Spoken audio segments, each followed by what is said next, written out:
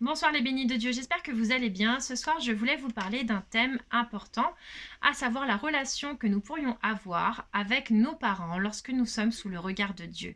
Pour cela, j'ai pioché un texte dans Tobit chapitre 10, et c'est vraiment à ce moment-là que j'ai compris que le Seigneur voulait nous parler de ceci.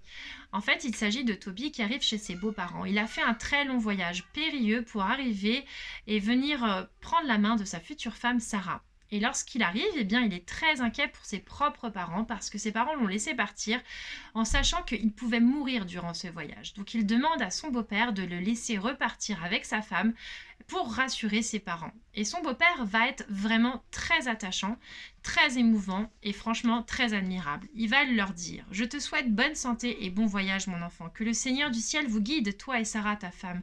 J'espère bien voir vos enfants avant de mourir. Puis il s'adressa à sa fille Sarah: Va chez ton beau-père, désormais les parents de ton mari seront pour toi comme tes propres parents. Vas en paix, ma fille, j'espère entendre dire du bien de toi tant que je vivrai.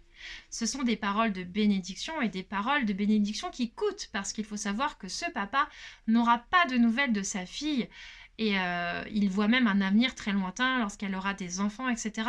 Et on voit combien il l'aime. Et c'est difficile de laisser partir nos enfants, de les laisser s'envoler.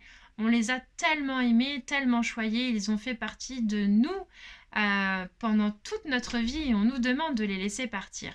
Et sachez que beaucoup de parents souffrent de cette séparation, parfois aussi les enfants.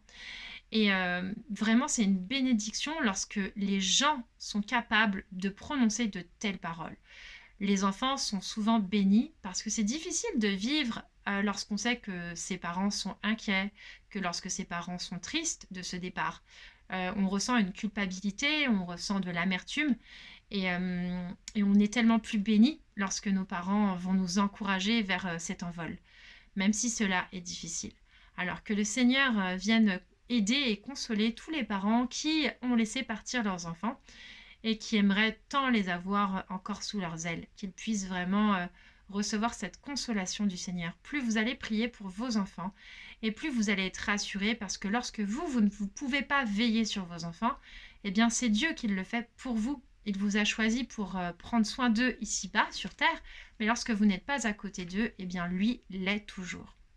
Mais c'est pas ce passage que j'ai retenu ce soir, c'est celui-ci. Que le Seigneur t'accorde la joie de pouvoir honorer tes parents tous les jours de ta vie, c'est le verset 14.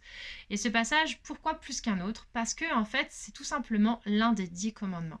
Vous êtes nombreux à connaître les 10 commandements. Dieu s'adresse au peuple d'Israël avant qu'il quitte l'Égypte et il va donc prononcer ces 10 commandements, ces 10 règles en fait à respecter. Et honore ton père et ta mère, c'est le quatrième commandement de cette liste de 10 commandements. Il se trouve en plein milieu puisqu'il y a des commandements qui sont plutôt tournés vers Dieu et des commandements qui sont plutôt tournés vers notre prochain. Et bien celui-ci se trouve au milieu des deux. Et on sait combien c'est important pour le Seigneur que nous respections les commandements de Dieu et il veut vraiment que nous le fassions. Honorer son père et sa mère, qu'est-ce que ça veut dire? Ça veut dire respecter, ça veut dire prendre soin. Dieu n'a pas choisi la phrase aime ton père et ta mère. Tout simplement parce qu'il sait à quel point ça peut être difficile, parce que tous les parents ne sont pas des parents merveilleux. Il y a même dans la Bible des personnes qui ont pourtant été élues de Dieu, qui n'ont pas réussi à tenir ce rôle de parents merveilleux. Et je pense à Noé, vous savez, celui avec l'arche qui a recréé la population du monde, eh bien sachez qu'il s'est laissé tenter par l'alcool et qu'il a bu à l'excès et qu'en buvant à l'excès, eh bien ses enfants l'ont vu tout nu.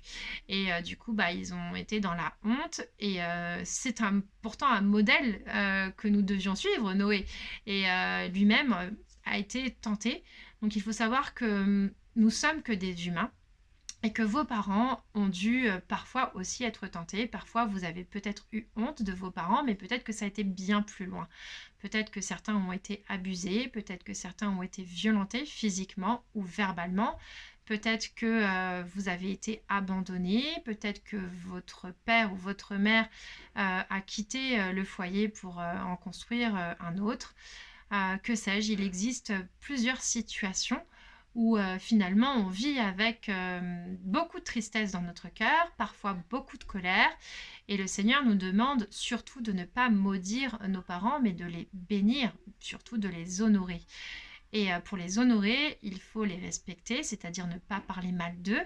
Et il faut aussi en prendre soin. Et pour cela, lorsque nous n'y arrivons pas, eh bien, il faut prier pour eux. Parce que plus on va prier pour eux, et plus dans notre cœur, il y aura cette paix. Le Seigneur ne nous oblige pas à faire des choses qui nous sont impossibles.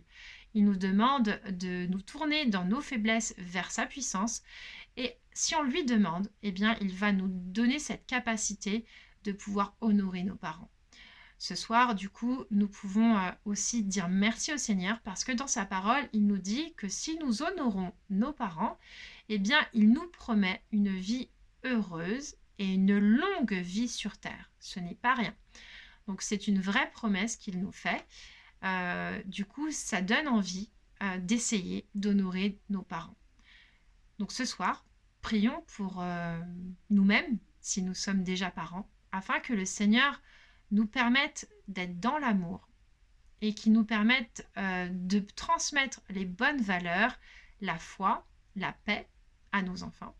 Qu'on puisse prononcer comme ce beau-père de belles paroles de bénédiction lorsqu'un jour ils s'envoleront vers d'autres horizons, vers leur propre famille.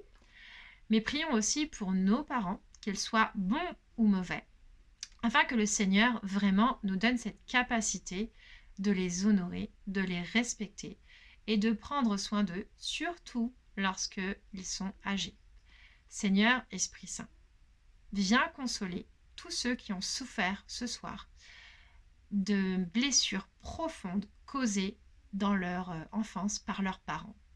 Permets-leur de pardonner, d'avancer sur ton chemin de foi, de vérité et de paix.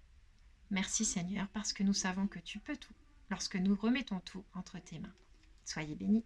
Amen.